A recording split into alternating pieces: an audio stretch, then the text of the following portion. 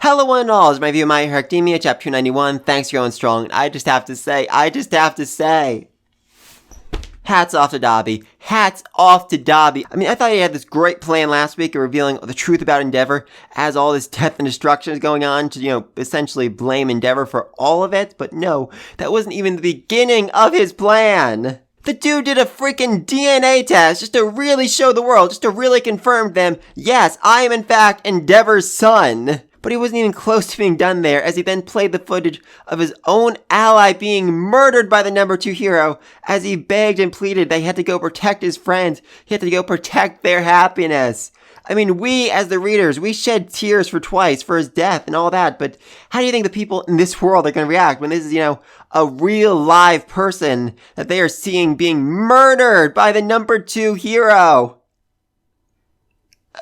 Oh, and then Dabi, he goes the self-righteous route, which, interesting when he started the video by saying he murdered 30 people, but he's basically building off the ideology of Stain that's already, infected the world, convincing him that heroes are corrupt and the society needs to be changed, needs to be fixed. All while in the background, we see a dozen different billboards advertising various products that the heroes endorse, They're supposed to be protecting the people, but they have made a fortune selling their image.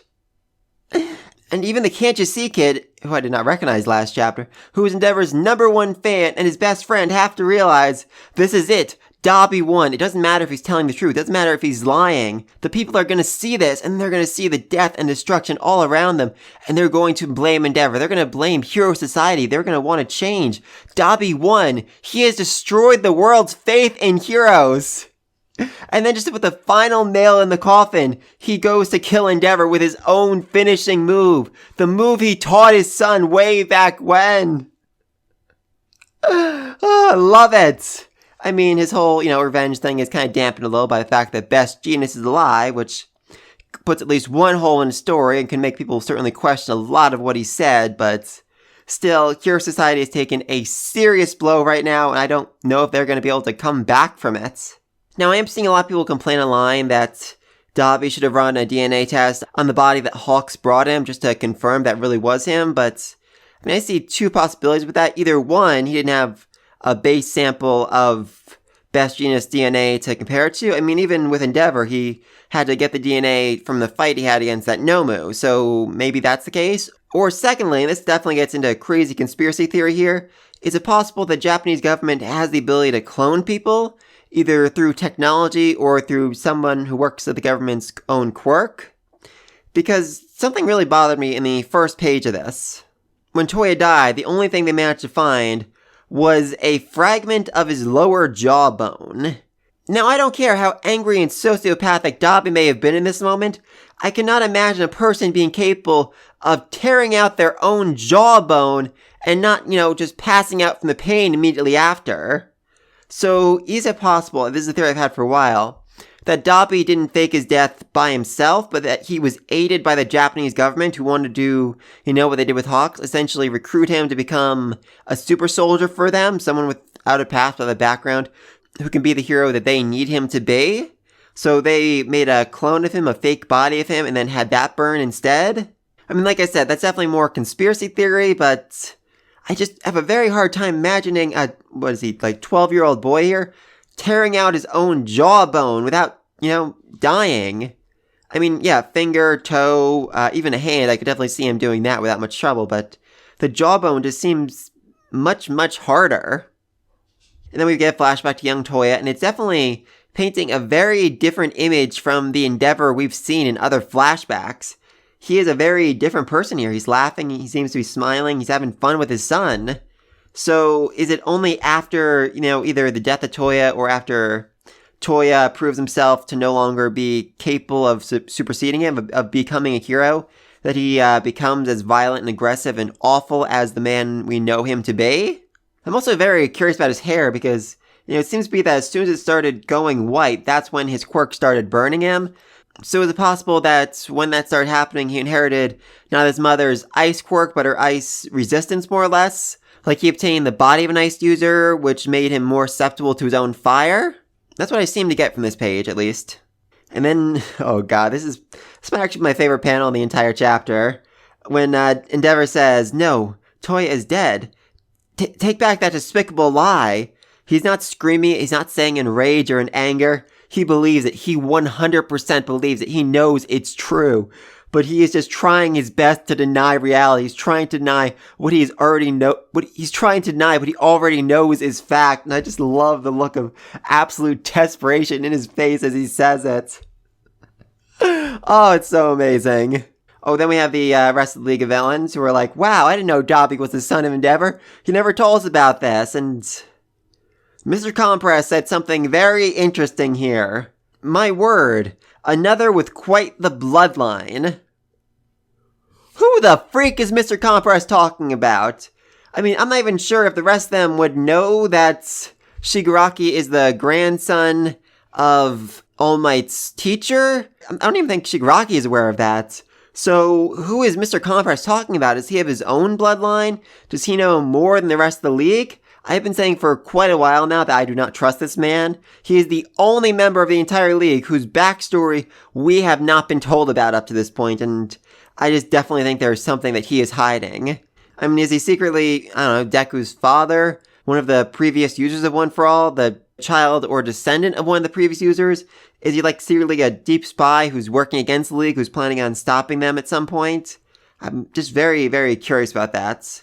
Also, the league is kind of in trouble. I mean, even before Best Jeanist shows up, they're kind of stuck where they are because Giganto is not going to move without orders from Shigaraki. And while he's definitely going to move to protect Shigaraki, if the heroes come after him, not a whole lot else he's going to do until Shigaraki wakes up and gives him orders, which gives, the rest of the heroes a lot of time to get around him, plan some sort of way to counterattack him, to hold him down, to barricade him so that he can't escape when Shigaraki eventually does wake up.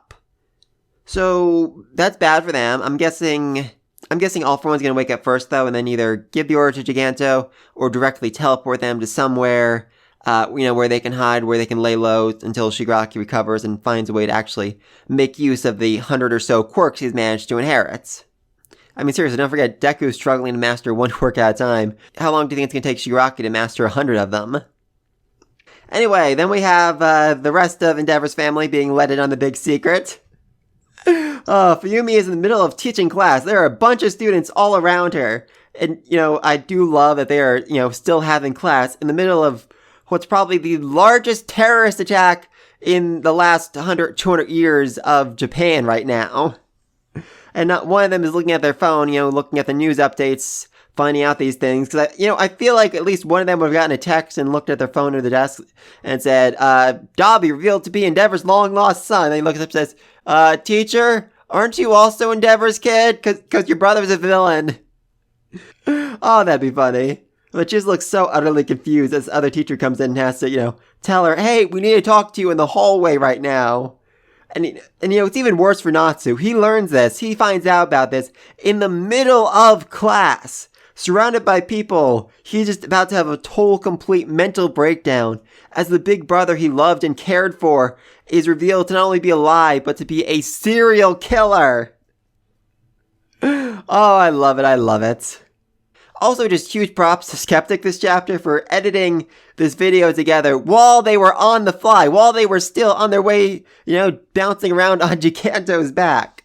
Believe me, that is not an easy job. Editing makes up probably about 75% of what I have to do for this channel. Also, a lot of people seem to be complaining that Dabi took the time to record Twice being killed, but I don't think that's actually the case here. I mean, it was said before that Skeptic, covered Hawk's entire body with cameras so he could keep an eye on him. He probably did the same thing with Dabi. So there's probably already a small camera on him. He just adjusted his collar to make sure that recorded all this so that he could use the footage to further besmirch Hawks.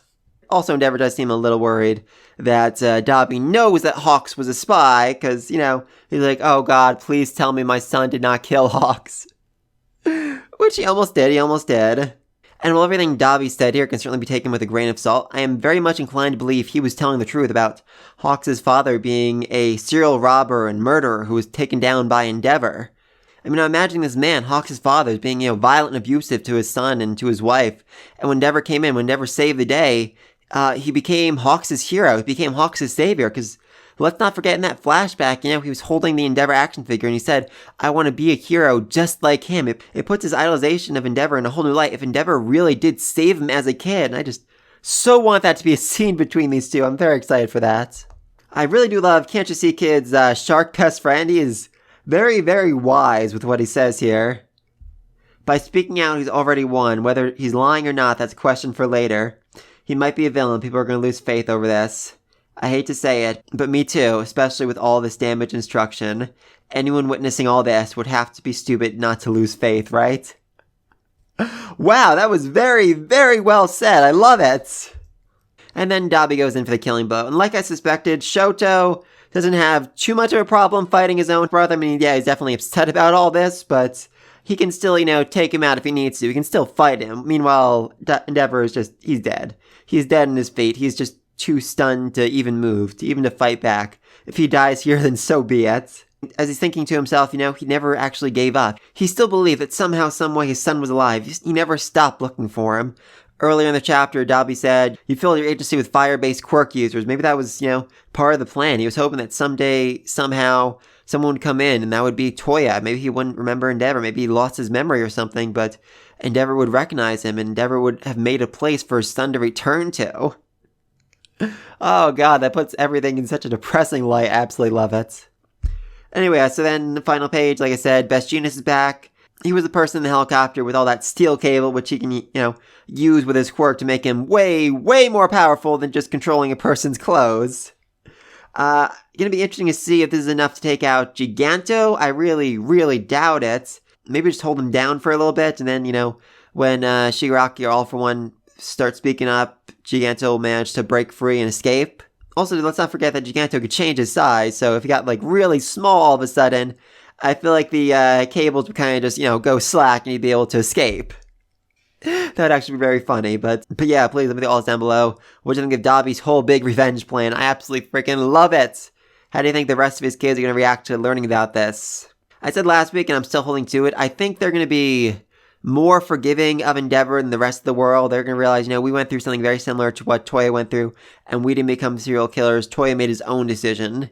Maybe not all at once, but they were going to make that realization. And then we have Hawks, who I'm very, very excited to see, reunite with Endeavor down the road. I feel like they have so much to talk about right now. And I just really want Hawks to look at Endeavor and say, back when I was a kid, you were my hero, and you still are. Oh, that'd be so amazing. And, yeah, just tell me all down below. Be sure to like, subscribe to the next video. Until then, oh, by the way, that's in 2 weeks. The chapter's off next week. But yeah, until then, peace.